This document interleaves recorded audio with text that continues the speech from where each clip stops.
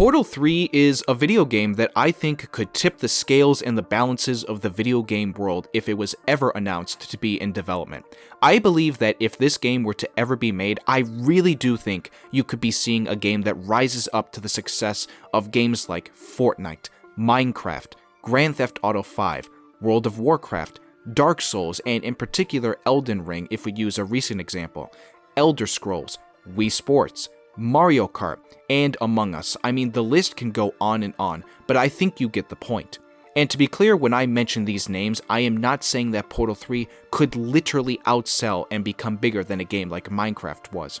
To be able to outdo 425 million downloads since it first launched would be one of the biggest stories of the modern century. So no, I don't think it could ever reach that number, but again, I would not be shocked to see Portal 3 find a big amount of success to where, as I said in the title of this video, it could literally take over the world. But I bet you're probably asking yourself, how could a puzzle platform video game IP, whose last game came out in 2011, possibly take over the world?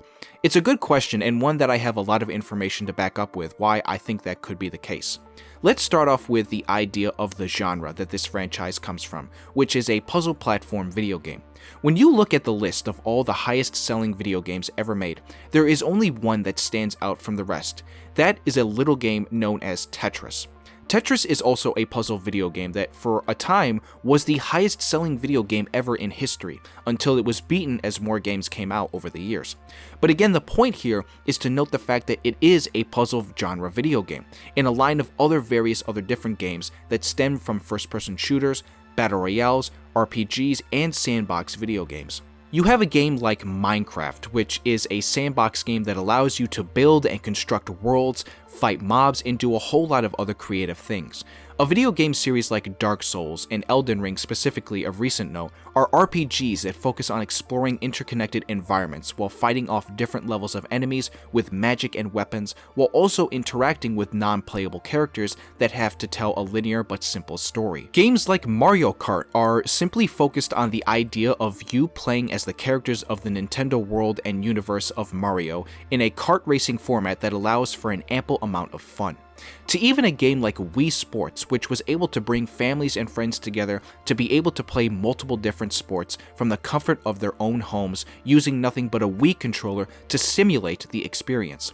These games all have something very unique to them, and not just because of the fact that they are of many different genres. The idea of what genre the game comes from should be eliminated immediately from the discussion of whether or not a game can find overwhelming success, just as much as whether or not a game is multiplayer or single-player based should be brought into the discussion. Red Dead Redemption 2, which is for the most part a predominantly single-player based game, is one of the highest selling video games of all time. Any game in their own way can find a major success within itself. That is only just one of the many pieces of information that I can identify to prove why I believe this is the case for a game like Portal 3 to take over the world. The second piece of information that warrants this discussion is what a game like Portal 2 did for me to want to make this video in the first place. Recently, this past October in 2022, at the beginning of the month, I started my first playthrough of Portal 2. I managed to complete the game in around a month or so, give or take. For clarification, I wasn't playing the game every hour of every single day, so it did take me a lot longer than I imagined it probably could have taken me to play if I was playing it for hours on end on a daily basis. Nonetheless, though, the game really did open my eyes to the potential of what a third game could do. The game consisted of 10 different chapters filled with multiple different levels of test chambers for you to figure out all the different types of puzzles that tasked you with solving. The game gives you around about 62 different types of puzzles to solve in the campaign, and then many more to do in the co-op experience that you could do with one other player. The game is very expansive in that way, and the potential possibility of where a third game could go to increase that number even more for players is amazing to think about. The game finds a way to want you to keep playing and solving these puzzles as they exponentially get harder and harder for each different chapter, while also simultaneously making you intrigued as to what the story is, which takes more of a backseat in the game to the puzzles, which are the main focus in the main gameplay loop. The initial Portal game from 2007 was a much smaller game in comparison, but also potentially more simpler, and for context, I have not played the original, but in the case of this video, I almost believe that Portal 2 is a much more important game to bring into this discussion, just because of the fact of how much bigger it was. Also, Portal 1 did not have a multiplayer and co-op type system, so that's just another reason why I'm not bringing it into this discussion at all. The point I'm trying to make here is that Portal 3 could release with double all of that. What if it could release with what Portal 2 had, but even more? What if it had double the number of puzzles to solve and 10 more chapters? What if instead of only having 2-player co-op, you could have 3-player or even 4-player co-op? Again, the endless number of possibilities that you could go to with regards to that level of game design are huge. Portal 2 is a very big game that allows you to explore an insane number of different areas of the world it takes place in. Imagine what a co-op experience could do for players when they go from taking on smaller puzzles that would only require 1 or 2 people to even larger puzzles that could take more than 2 players to solve. We should also talk about what Portal 2 has been like for many different types of people in recent years ever since its initial release back in 2011. Let's take a content creator like Jacksepticeye, for example, who recently in the last 2 years did a playthrough of Portal 2. As you can see on screen with this image on the bottom right hand corner, that was the first part he did, which got a really good amount of views, more than a Minecraft video that he did up above it. Now, in fairness to Jack, he is a very big creator, so his videos get a lot of views anyway, but for a video like this to do better than a Minecraft video is very surprising. It shows that a lot of people felt nostalgic with this game and wanted to watch him play it for almost an hour long. I know it's just one example, but there are many different types of Portal videos that you can look and find on YouTube that have done very well in recent years and go to show that this game has had longevity for years in the cultural zeitgeist of video games. From a content creation perspective, this game could also really be fun for people as it could offer for many different types of videos to be made, from single player walkthroughs, co-op walkthroughs, world record speed runs and challenges, story and lore breakdown videos, and so much more. Portal 2 has given people more of an ability to do all these different types of things, which incentivizes more and more in this video my point to why Portal 3 could legitimately just be one of the biggest video games ever. This is also kind of a good segue into another point which revolves around the idea of a community-based system, and it could give the game a good amount of longevity for the future. This idea of potentially giving a game like Portal the Forge effect. Essentially what I mean by that is you give the game something like a Forge mode from the Halo game IP. Forge mode in Halo began as an object layout editor, enabling players to rework weapons, vehicles, scenery, and spawn points, and so on, to where you were able to play that with your friends. Basically a way for you to make your own Halo game, if that makes any sense. Imagine what that could do for a game like Portal. That ability to give the player a community and social experience of allowing them to create their own puzzles inside of the Portal game for them to play with their friends and share with the rest of the community to see. I feel like I'm printing off this money idea for Valve right now to incorporate into the game. Like, this could legitimately be insane for the game. Imagine what it could also do for creative-minded people out there who could potentially make even better puzzles than what the game had originally, and also harder ones as well for people to solve. It would continue to keep people playing the game. I'm sure that there are probably a lot of Portal players out there who have asked for this to be a thing if a third game were to ever come out, but I'm just putting my stamp on it here right now, that it could change that game for the best if it was implemented. Because at the end of the day, I'm someone who thinks all video games should have this, at least to the degree that they could have it. Obviously, not every game can do something like that. I've been championing for years that a franchise like Call of Duty, for example, needs to have that system. For some reason they just don't want to have it, and I will never understand that reasoning for why. That's the type of video game gameplay experiences that gamers want more of in today's day and age. Why do you think a game like Gmod, for example, which also just happens to be a game that was published by Valve, became so popular and it stood the test of time even in today's day and age?